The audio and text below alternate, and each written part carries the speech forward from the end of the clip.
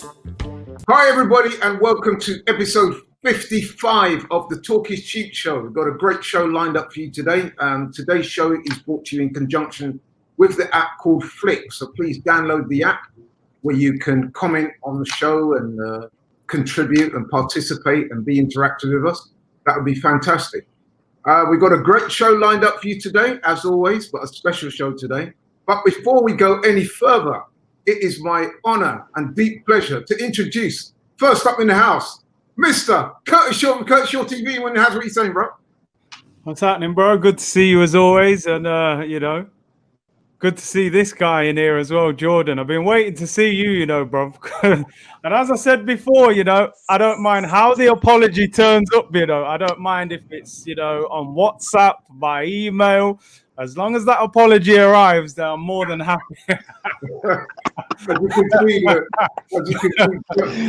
This guy's on me already, bro. It would be remiss of me not to give a big mention to an esteemed broadcaster and journalist. We've had him on the show many times before, but he's indeed a special guest. Glad to have him back. Mr. Jordan Jarrett Bryan, back in the house, fresh from Africa. Big up. Fresh from Africa, brethren. Nice little holiday in Kenya. And I'll come back to this Arsenal nonsense. You know what I mean? I was in Kenya when we won our last game at Old Trafford. I was on my birthday. You must be out there a few months then. It's been a minute. But we're here. We're where we are. Where we are, man. Listen, man. It's good to see you, man. You're looking well. Thank you. You too, sir. Right. Okay, man. So, the first section of the show, for those who are familiar with it, is what we call our news and notes, and that will be where we look back on stories that's made the news since our last show last week. So, I guess the main topic or news and note that we can look at is the sad passing of Gerard Houllier that we learned about this week. Just 73 years old, man. Manager with a long CV, managed many clubs in France, Lyon, PSG, Lens, and of course he managed the French national team, and then he managed over here Aston Villa and Liverpool. And it was noticeable that when we got the sad news that he passed away, I was looking at some of the eulogies on TV, former Liverpool players, guys like Robbie Fowler, Jamie Carragher, Steven Gerrard, and they were very emotional in their tributes, close to tears actually. That was the emotion that was coming through. So let's start with Curtis. What was your thoughts on that, Curtis? I mean, obviously terrible news. He was a very good manager. I think, was he the manager when they beat us in the cup final, actually, I think. Terrible day that was, Michael Owen. Yeah, I remember that. I think he won most trophies there apart from the Premier League and that. But he was a great manager. Even Thierry Henry spoke about him. I think he managed him in the French youth setup. And terrible news. It's a crazy year, really, isn't it? Every week there seems to be another announcement. Yeah, man, it's sad. 73, relatively young. Yeah, of course. Although we do know that he'd had some heart problems before, hadn't he? While he was managing Liverpool as well, I think. Yeah, so, man. Jordan, what was your thoughts on that, bro? Another sad passing. It was. I think he only realised the work that he did in football when you started hearing the kind of tributes and eulogies that came out. I mean, obviously he was here in the Prem and we know what he did here, but you really hear about from the Liverpool fans and ex-players about how he reinvigorated the club to win trophies again. Let's not forget, although Liverpool were cleaning up in the 70s and 80s, the 90s weren't great for Liverpool, but he started that kind of train going again of them winning trophies again. And I think Jurgen Klopp was saying as well, what we're achieving now is off the foundation of what he built. And even pre-Rafa, so we can't forget that Liverpool could be coming back to being a big club again. It was started by him, and I've got enough colleagues in the media that I never met him, but met him and said that some people die. People are nice on camera. It's a shame, it's sad, whatever. But behind he was a horrible person. But with him, everyone's like, nah, genuinely, he was a really nice guy, really polite, really attentive. And a massive figure in the game without making all the headlines, all the noise. Gerard Houllier was a big figure in European football. So rest in peace. And And thoughts to his friends and family for sure.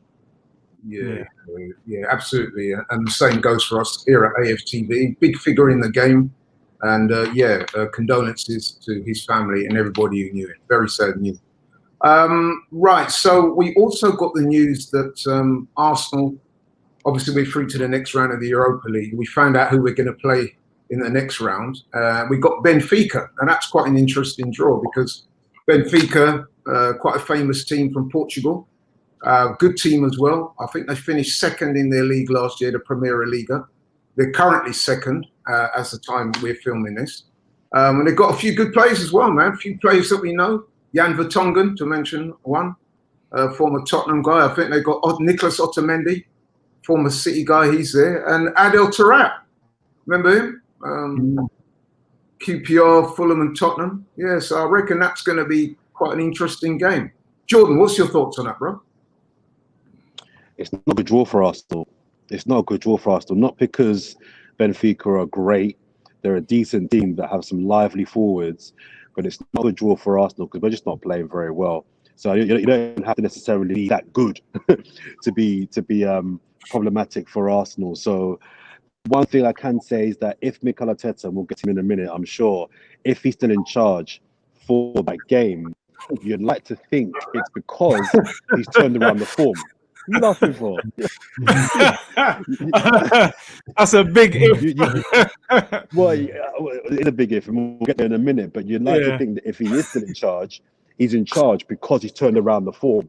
So going into that tie, by then, you might be a bit more hopeful. But right now, that is a really tough tie for Arsenal. And that says a lot about Arsenal because they're not a great team, but yet that's not a tie where you think, we should qualify from that. If we got knocked out in our current form, you wouldn't be surprised, and that's not good. So it wasn't a good draw for Arsenal at all.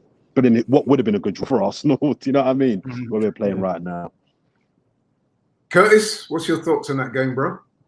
No, I agree with what Jordan's saying. You know, you look at the teams we could have got. I think Benfica it's one of the ones you didn't want just because of the history and the size of the club, I suppose.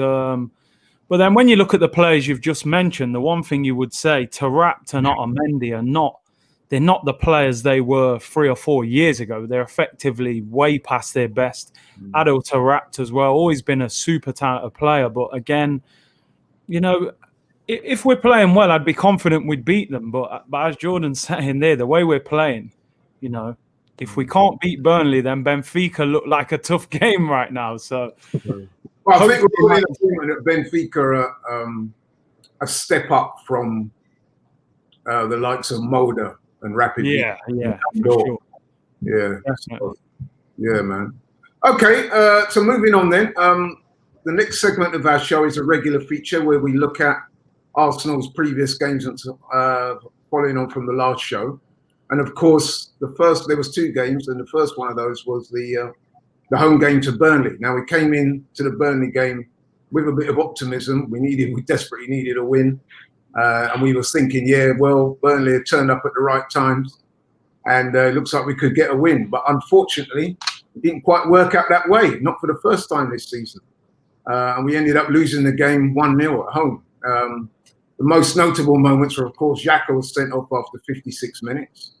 And then you got the Aubameyang own goal after 73 minutes, and we lost the game 1-0, down to 10 men. So who should we start with there? Curtis, let's start with you. What was your thoughts on that game, bro? Briefly, because we've got a lot to get through. Yeah, I mean, for me, as a fan, that was probably rock bottom for the season for me. When you lose to Burnley at home, you're in serious trouble. Because let's face it, man, Burnley. This ain't even the Burnley from a year or 2 ago that were, really difficult to play against. They've been getting beat up this season. I mean, Man City beat them 5-0. They could have beat them 9 or 10-0 when they played them. Xhaka, stupid moment. He does it all the time. He probably shouldn't have started the game anyway when you look at how bad he played against Tottenham.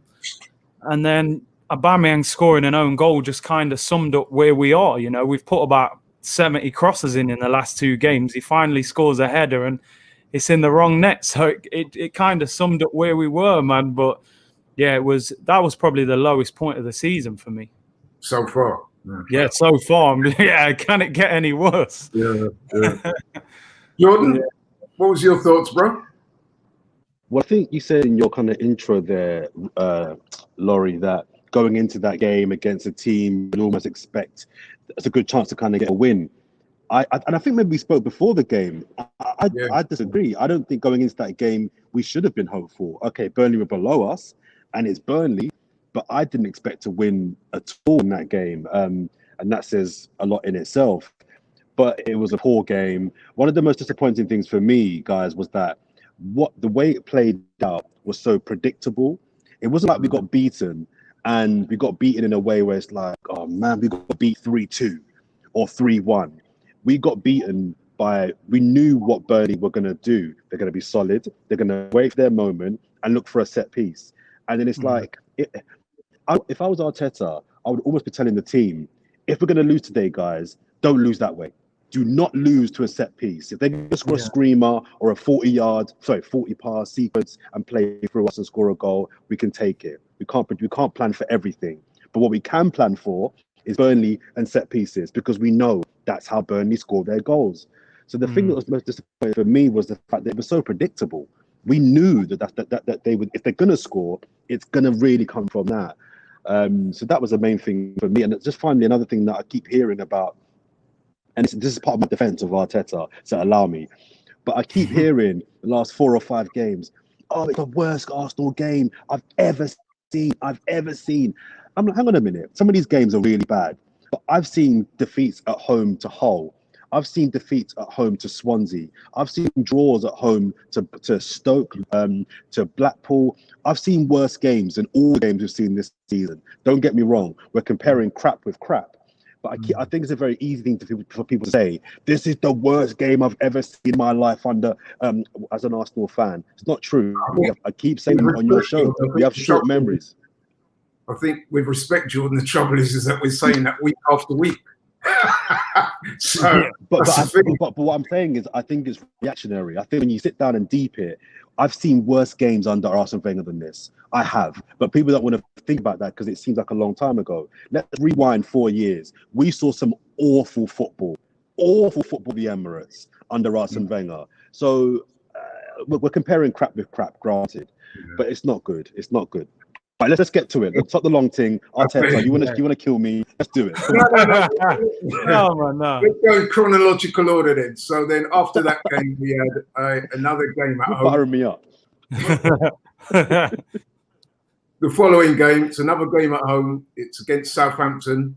Now, unlike the Burnley game where we went into that game with some optimism, I think it's fair to say there was an amount of trepidation going into this game because obviously Southampton are one of the form sides in the Premiership, been playing very well, and no doubt they would have been well up for it. So we go into that game having lost to Burnley and confidence is low. The mood around the place is extremely flat, and that's being kind. Man, we get Southampton, the second game of those 2 games. So Curtis, we're going with a 3-4-3 formation. Pepe back after suspension. Obviously, Xhaka's out. He's replaced by Ceballos. We had Ainsley Maitland-Niles in for Bellerin, who got suspended. He got booked in that previous game. We had Eddie through the middle and Aubameyang back out on the left, which I know probably didn't please you too much. So what was your thoughts going in to that game? I mean, you're always hopeful. You're always hoping that you can win, but I wasn't confident, to be honest. I thought Southampton would really fancy that they could beat us. The team, I mean, I suppose whatever team he picks at the moment, it's kind of the same thing. I wouldn't have probably played Eddie through the middle. But the thing with Arsenal and the thing I find interesting, all these games, the majority of them, it's like we defeat ourselves in a way. Apart from the Aston Villa game where they destroyed us, they were way better than us. You think if you was the opposing manager, you would just say, keep doing the right things and Arsenal will just blow up. They'll give you the chance. They'll make the mistake. And that's all that happens with these games. I don't think Southampton were incredible in that game, for a team that were actually top of the league momentarily when they were beating us. I looked at Southampton that game. I thought they played all right. I thought they were probably better than us. But I looked at them and I thought they have done nothing special in this game. We've left Theo Walcott unmarked. He plays on the last man. He's been doing that his entire career. We not switched on for that. He gets one-on-one, dinks the goalkeeper. And it's like, I don't understand. Do these players not study the teams they're playing against? Like you just said, Jordan, we all knew Burnley. It's going to be a set piece. We all know with Southampton, Walcott's going to play on the shoulder. Danny Ings is going to play on the shoulder. And we just kind of defeat ourselves in the end. So it was. To concede after 18 minutes was poor, really, wasn't it? It was a poor way to concede a goal. I think Gabriel got spat in the middle of the park, and the ball goes through to Walcott. Do you think Leno could have done a bit better with that? Some people are saying that he might have done a bit better. What's your thoughts on that? It's Jordan? A difficult one, isn't it? It's a difficult one. No. I mean, in that situation, I expect my forward to score that. If my forward ain't scoring that, I'm looking at my forward sideways. You know what I mean? So I'd praise the striker for doing his job rather than the keeper for not pulling off an incredible. Do you know what I mean? No, I think that'd be harsh. Well, speaking of that goal, I think just about the one thing that everybody that I spoke to, so I'm not going to be wise after the event, literally every Arsenal fan I spoke to in advance of that game was saying, you know what, Theo's going to score. So when that happened, it was almost like, well, we saw this happening, so let's move on now because we know. Can I just say quick? Can I say? Go on. Sorry, just a quick point to add to Curtis's point. I think he's right. I think for years I've felt for a long time that teams aren't scared to come to the Emirates. I think a lot of teams now, when they come to the Emirates, they expect at least a point.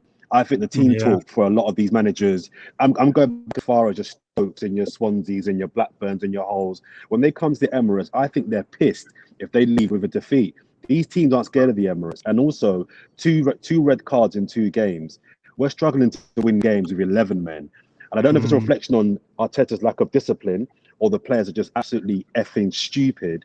But help your teammates out by one thing. If we're going to lose, we're going to lose. But give yourself the best chance of winning the game. And by getting sent off, cheap red cards. These are stupid red cards. I just think how many teams win games with 10 men? Very, very rare you win a game with 10 men. Even if you're on form with 10 men, it's hard. So I just think there's accountability that needs to kind of be applied to Pepe, Xhaka, and Gabriel as well. We're struggling here, and you're getting red cards. It's like, and now he's out for 3 games. So I think the Southampton game, of the 3 coming up, to Southampton, Chelsea, and Everton, that's the one I was fearing the most. I was fearing that one the most, and we got a point out of it. But if it had 11 men, who knows? Yeah. Well, it's interesting you talk about fear there, because in his post-match interview, Theo Walcott was talking about he felt, and the Southampton side felt, that they could smell fear with Arsenal. Yeah. Curtis, what are your thoughts on that comment? We could see it. Watching the game, you could see the fear in that team. They're under pressure. They don't feel confident. The team's changing all the time. You could see it. And it's difficult. Confidence in football or in anything, it's very easy to lose it very quickly. It's hard to gain. And I think these players have lost it. I suppose the only good thing from that game was Aubameyang getting a goal from open play, and hopefully that gets him on some sort of goal scoring form moving forward.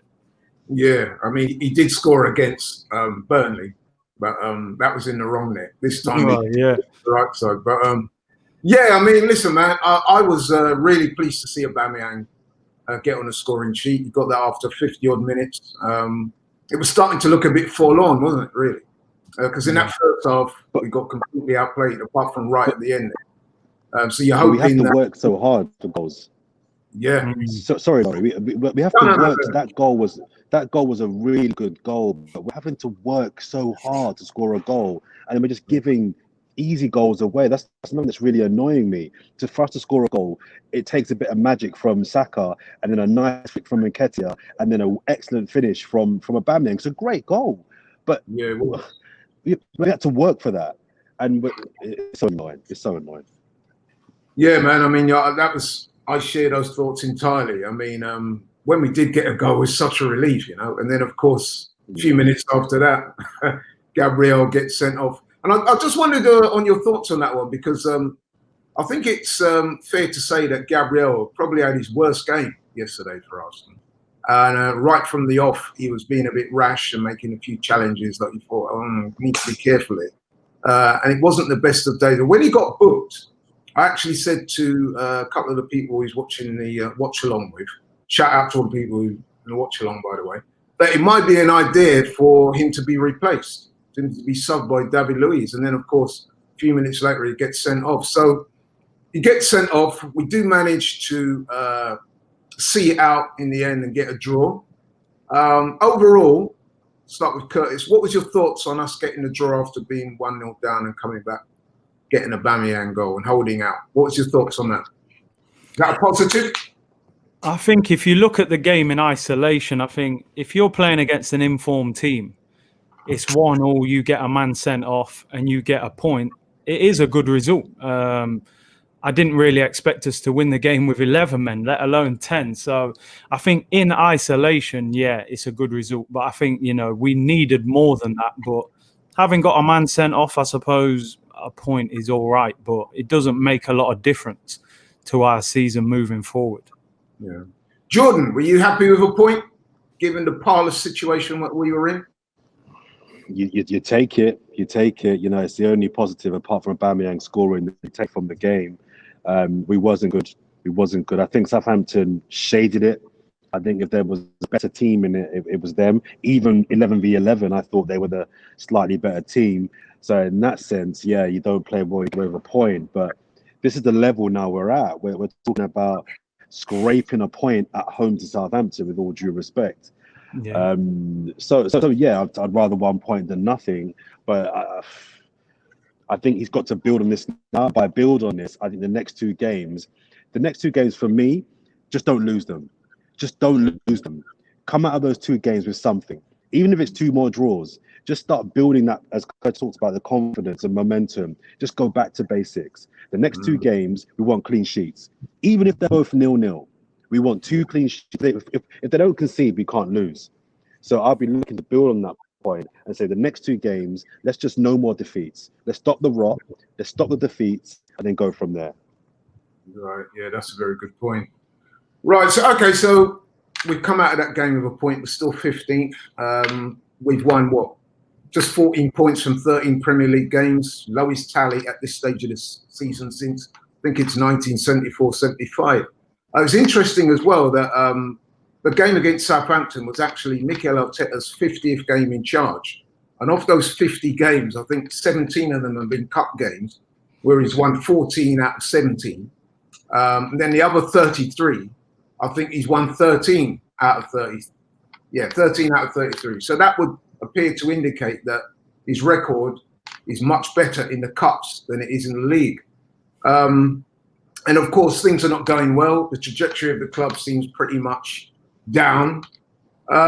So that kind of brings me to my next question. And it's like the staple of the show this week. It's going to be the title, especially given what happened when it was Edu, I think, come out and appeared to back Mikel Arteta.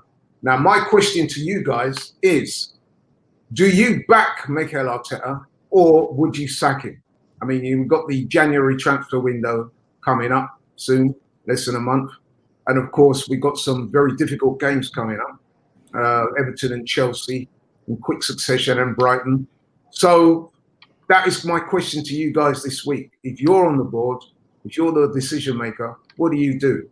Do you back him or sack him? Let's start with, before we start cooking, who shall I go with? Let's go with Curtis. And I think I know what case you're going to make, but yeah. What would you do and why? I mean, first of all, what I would do, I would sack him.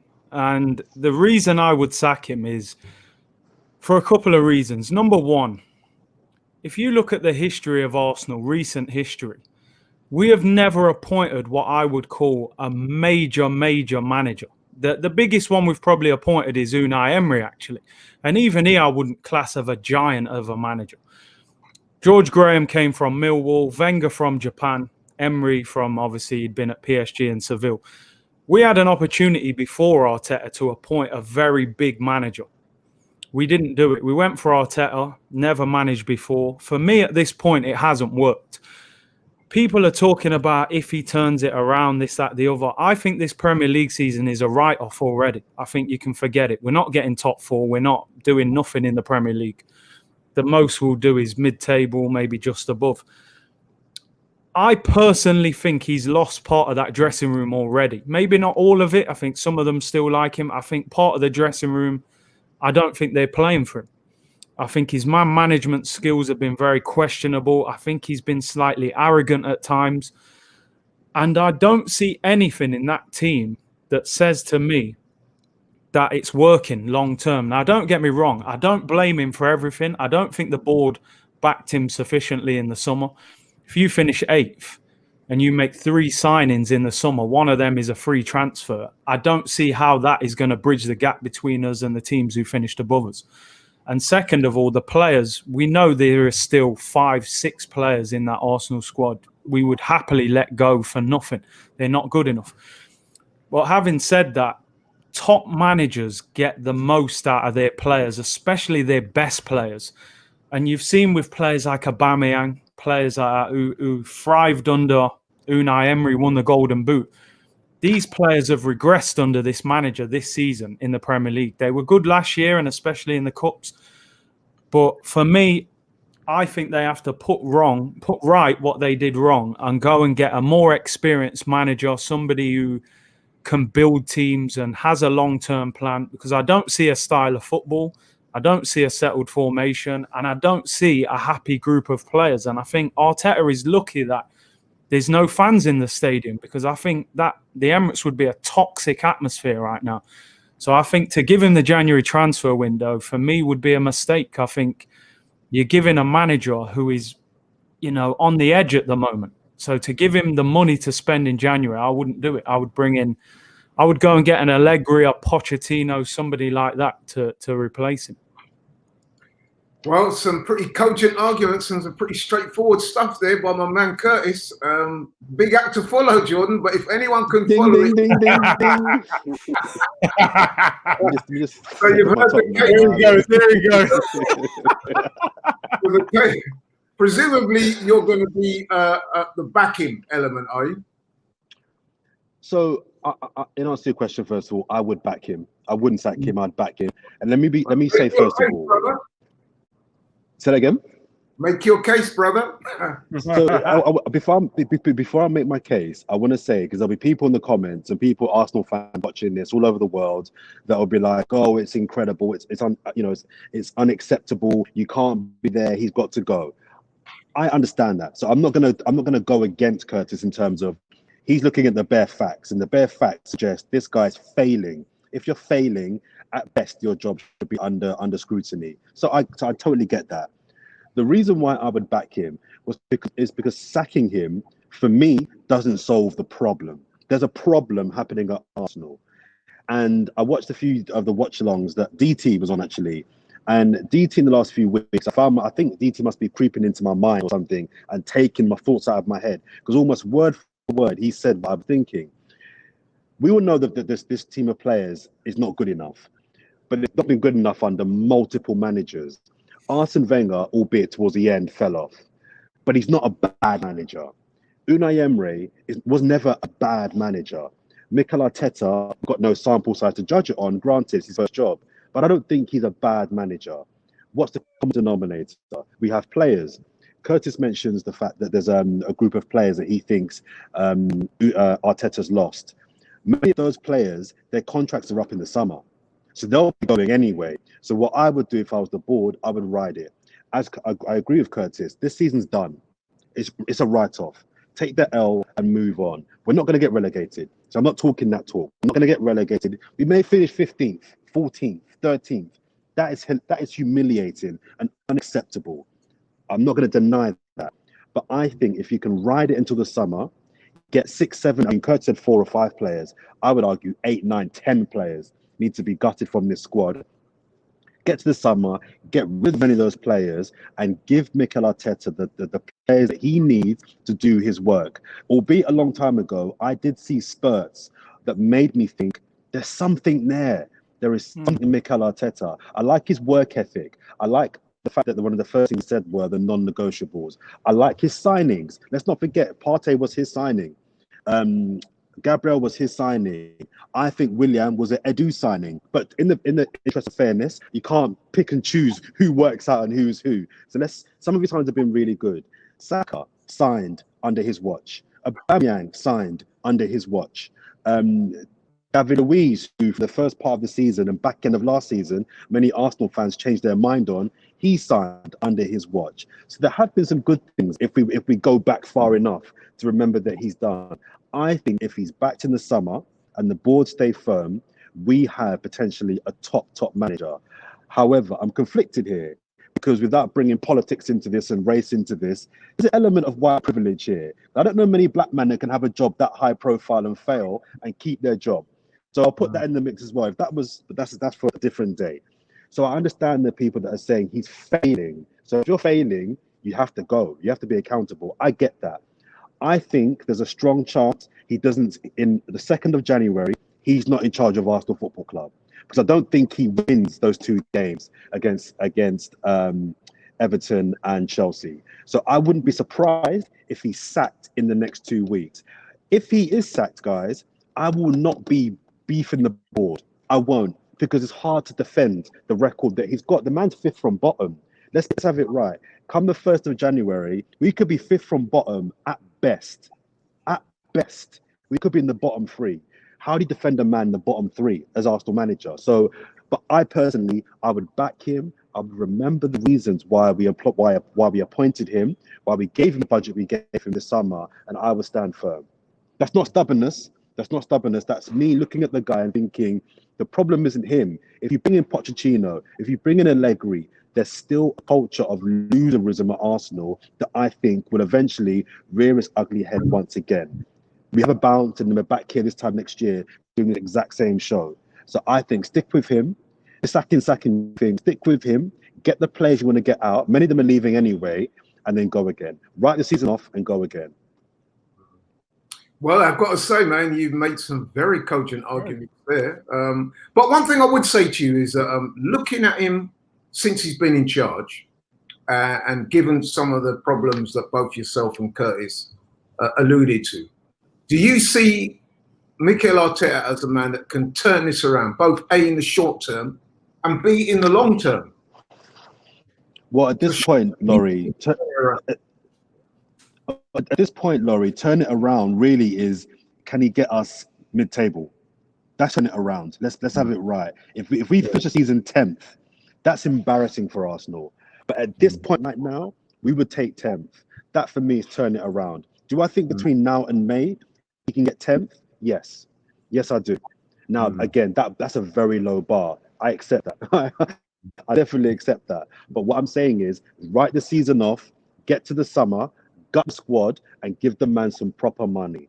And the final point as well, I'll mention, one of the reasons why I wanted Arteta the first time round, so when Wenger left, was that I'd heard really good things about his coaching, his man management on the training field. I heard really good things about it. You speak to Man City fans, Man City players. They say, I know people laugh at him about being Pep's cone boy, but they say on the training field, he made people, actually Kurt says that, people say he made some of those players better. Finishing 10th, and this is why I think the FA Cup win was a blessing and a curse. It was a blessing because it's a trophy. We love that. Yeah. But it was a curse because it put us back in Europe. Finishing 10th means we're not in Europe. He has time to coach players. Really, once a week, get his hands on players that have talent and get them into his system next year. So being out of Europe next year, I'm clutching it a little bit, but being out of Europe next season, I think could be a blessing in disguise. Some might argue that winning the cup and getting into Europe and stuff like that is the credit in the bank that's keeping him in a job. But Curtis, maybe. Well, Curtis, my man, so you've heard what Jordan has to say there about whether he can turn it around in the short term. Mentioned the long term. What's your thoughts? Can he do it short term? Can he turn it around? And if so, can he then turn it around long term wise?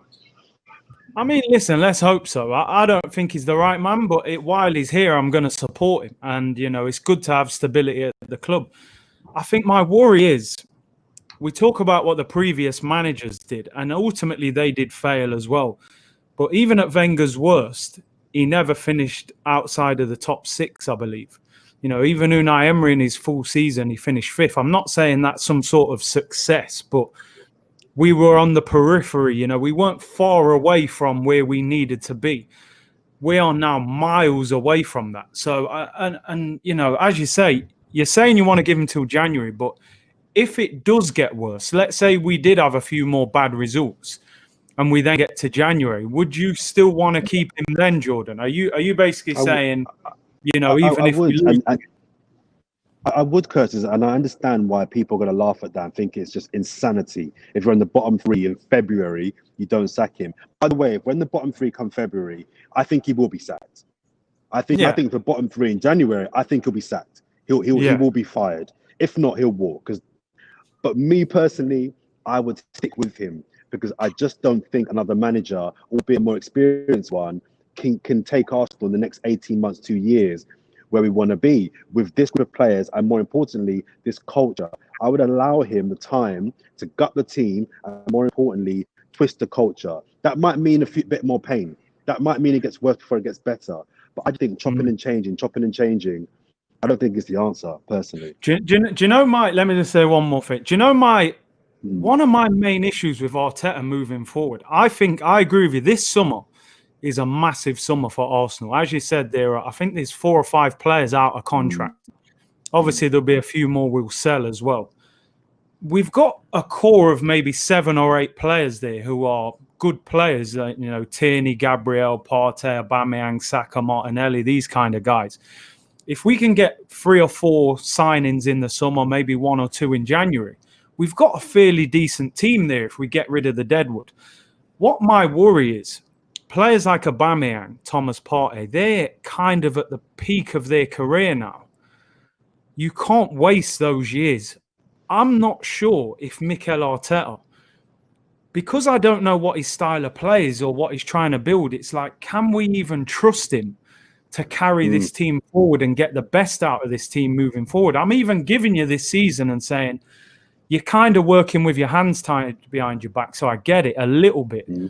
But can you even take us forward long term? And I feel like I would rather give that responsibility to a proven manager who I feel like could get hold of this club and kind of shake them up a little bit, which is what I think they need.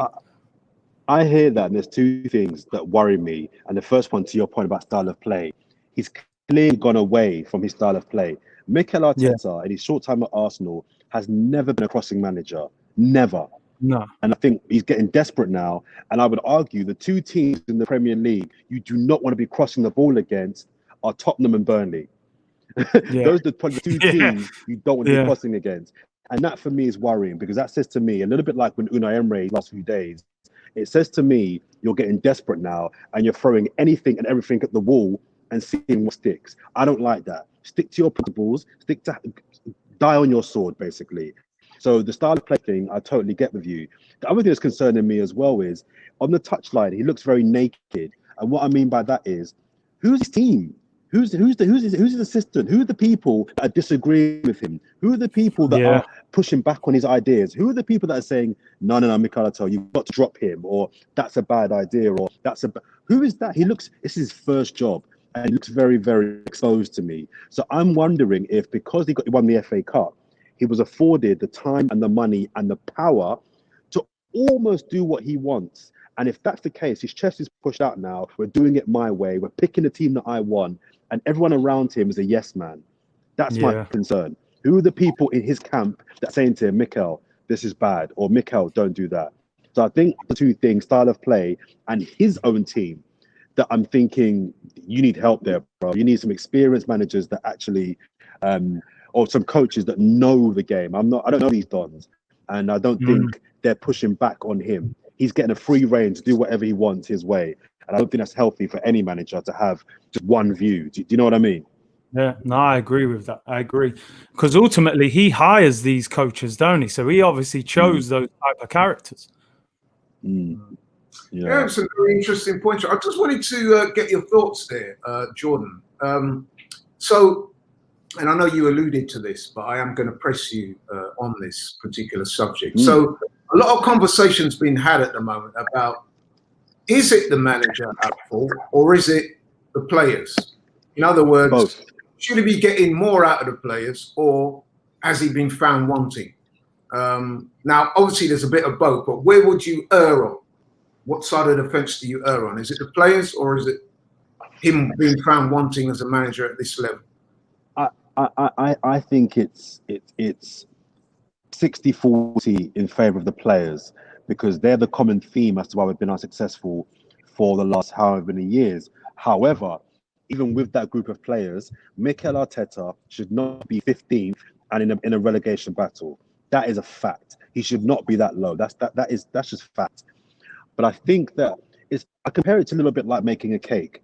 If I give you gone off eggs or gone off milk or really bad flour and really dirty sugar, and I say make a cake, okay, and then I go and get the best, I don't know, strawberries from the field that are fresh, I get you the best cream and put it onto the cake's gonna still be crap. And that's what I think we've done for so many years. We've got so many crap players, and then we've signed good players, and then what happens? Those good players get dragged down to the quality of the crap. We've made some good signings over the last few years, but I'm sorry, when you mix a couple of good with lots of crap, you invariably end up with a crap cake. Do you know what I mean? So I think there's a lot of responsibility. The players aren't good enough. I'm done blaming the players, because I accept in my head now, Bellerin has never been a good right back. People say, oh, he's regressed. He was never a good right back. He was just quick.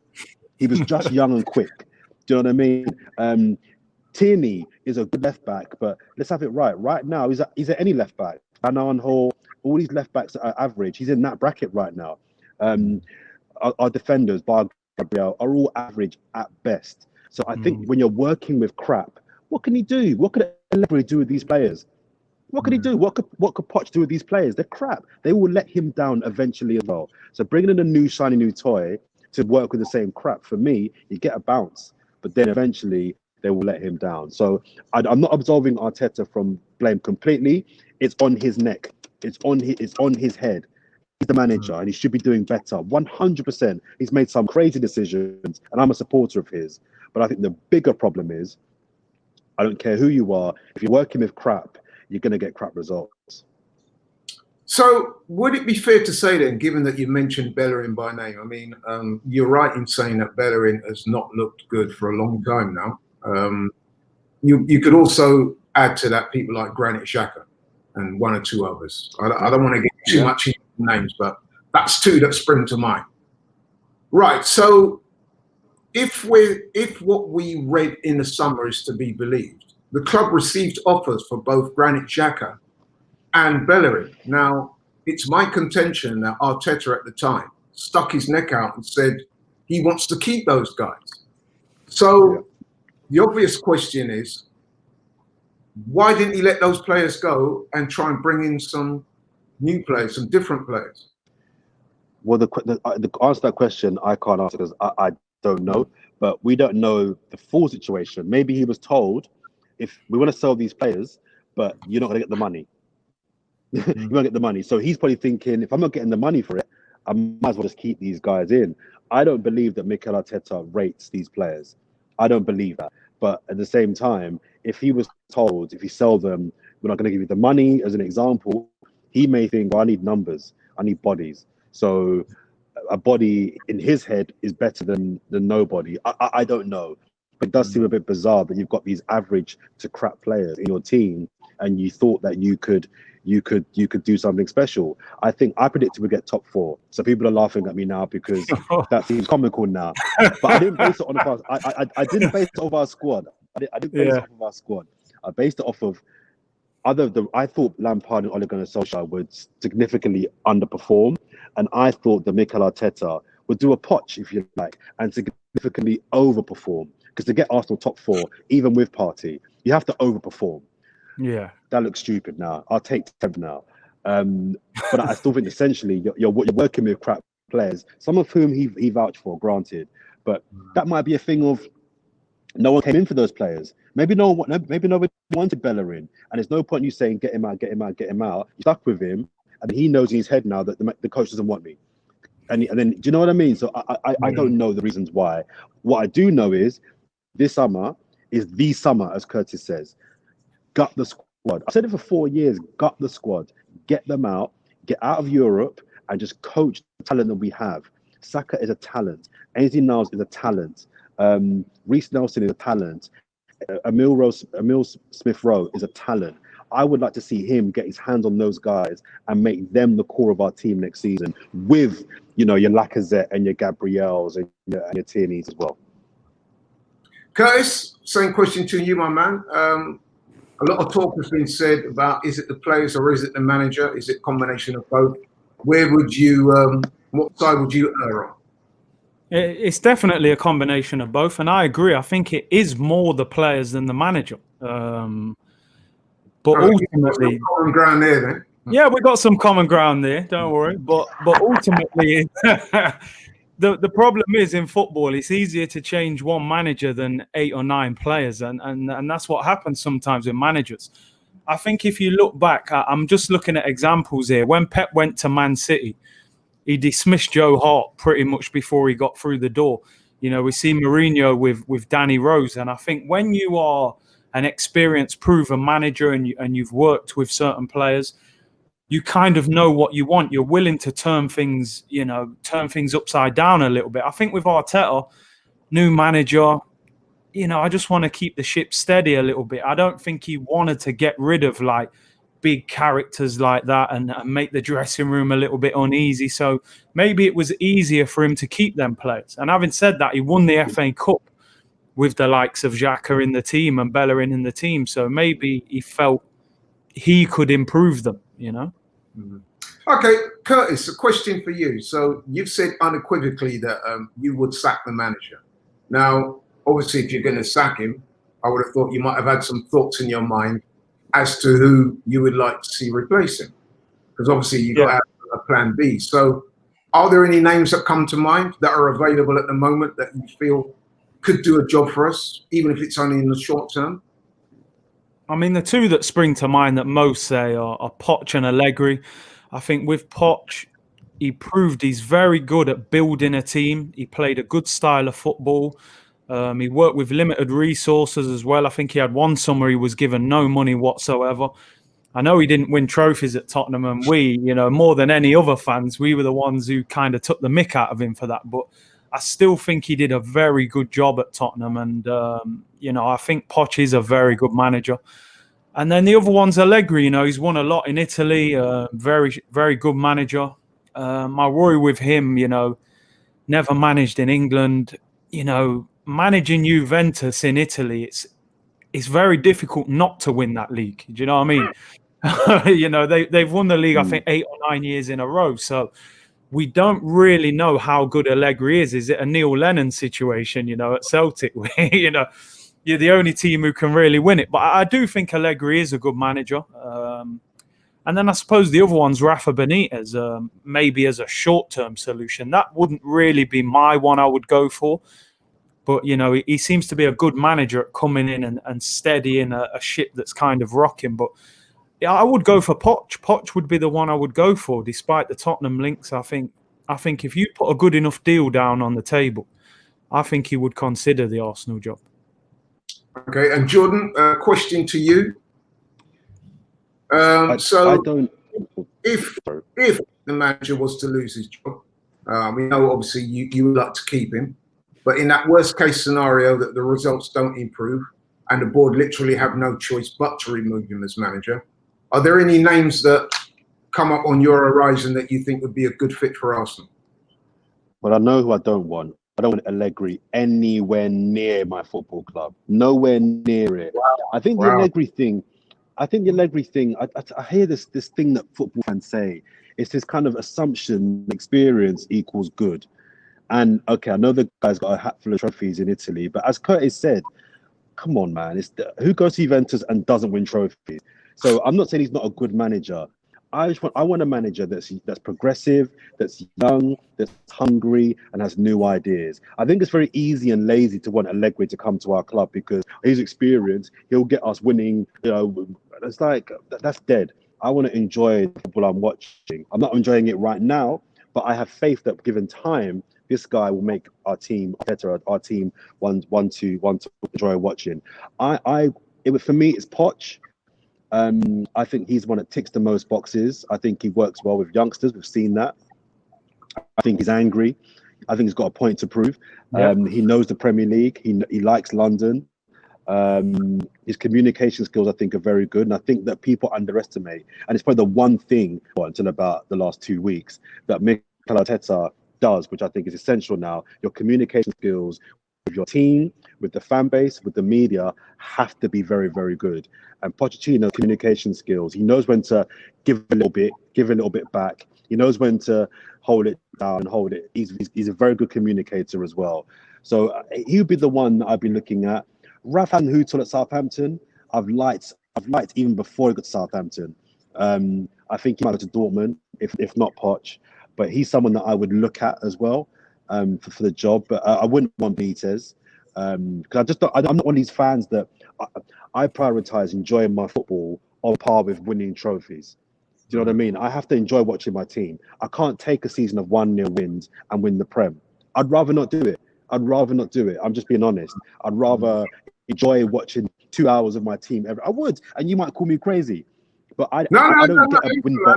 I have a lot of empathy with what you say. I have a lot of empathy with what you say. My thing is, football players, when they win a title, get a win bonus, or they get a trophy, or they get a medal. There's something tangible they get for winning a cup. We don't get that. So what do we want? Memories, moments, joy. I want to enjoy watching my team play. And under Rafa Benitez, and I think Allegri, I'm not going to enjoy my team playing football, even if we are winning. So we're not Tottenham. Tottenham want trophies at any cost. We're not there. We're not there. So I would want Pochettino. He would be my pick. Okay, yeah. That's interesting. Okay, right. So that was the perhaps the future. I'm going to bring you back to the here and now, and that's looking at our next game, Ops of the Week. And obviously, it's a must-win game. It's a very difficult game, of course. Everton away, and Everton are doing pretty well, as we know. Now, Curtis, what's your thoughts on that game, bro? Can we get anything out of that game? Oh, man, this is going to be a tough one. Funnily enough, they've got a very good manager. And Arteta seems to struggle against very good managers in the league anyway. So you got to make Everton favourites. I'm being honest. You got to make them favourites. They beat Leicester away from home. Richarlison's playing well. Calvert-Lewin's in good form. Again, they're going to be in their dressing room saying, listen, get at this Arsenal team. Gabriel's suspended as well. So you're looking at Rob Holding and David Luiz at centre-back. I mean, if you're Calvert-Lewin and Richarlison and them people, you're going to fancy it. I think if we get a draw, it's a decent result. I think it's a very hard game, and I think they're the favourites to win it. If we get a win, I'll be surprised the way we're playing. Jordan, Everton, 23 points, played 13 games, won 7, drawn 2, lost 4. They're in a current good vein of form. Can we go there and get a result? Let's keep it brief, my friend. Sure. Get a result being a draw. We don't win this game. I think, as I said earlier on in the show, I'm just being real. I'm just being real. I can't see us winning the game. I'm just being honest.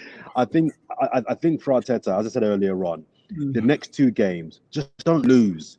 Just don't lose. Just hang on. You're hanging on to your job now. You are hanging on. You might get a blight if you can come through these 3 tough games with 3 points. You might. Just don't lose. And I disagree with. I don't think Everton even necessarily have to come at us. I think for teams now, it's just stay in the game. Stay in the game, because Arsenal at some point will implode. Just stay in the game and you will get a chance. So if I'm Arteta, my thinking is just get through this period with no losses, no more defeats. But I can't see a win now. I think a draw at best. Okay then, right. So you've heard it from the guys. We're bringing the show to a close now. It doesn't look too comforting on the horizon, but hey, man, you never know. With the way the Premier League's going at the moment, with the results that are happening at the moment, you really can't tell. However, I have to say that I'm not confident in predicting a good result for us for the weekend. I'm just hoping against hope. But anyway, man, listen, Thanks, Jordan, for coming in. We've really enjoyed you, man. As usual, you've been an excellent guest. Anytime, man. Yeah, Anytime. bro. Very forthright and intelligent and cerebral views there. Likewise for my man Curtis, always in the house, always keeping it 100. So listen, man, thanks to everybody for tuning in. Really appreciate support. Keep the comments coming. We like the show to be as interactive as possible. Don't forget to follow us on the Flick app. Download that. You can keep in contact with all the stuff we're doing there, not just this show, but other shows, man. Great to have you all back, man. And listen, we look forward to seeing you next week. Like, share, subscribe. We're out. It's Robbie here from AFTV. Don't forget to check out AFTV on Flick for all the latest transfer rumours, for all the information on Arsenal, for all the information on AFTV. You can check me there for Q&As on a regular basis. The link is in the description. It is free to download. Download it right now.